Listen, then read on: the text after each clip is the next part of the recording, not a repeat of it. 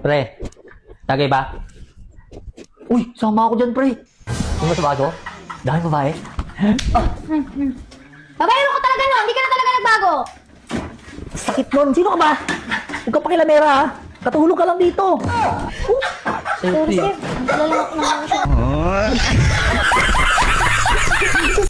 Mga ulam. Atay, galing kay la mami. Ay, nga pala kumakain ka ba ng atay? Atay lang eh. Tayo nga, kulay atay, kinakain. Pare, Uy, Mare, anong atin? baka pwede maka-extra yung asawa ko. Ay, naku, Mare, pasensya na. Wala kaming bakante ngayon. Sige na pare, panggatas lang ng anak ko. Ang tamad-tamad kasi ng asawa mo, eh. Pati panggatas ng anak mo, wala. Pa-extrahin mo nga, magugutom yung anak natin.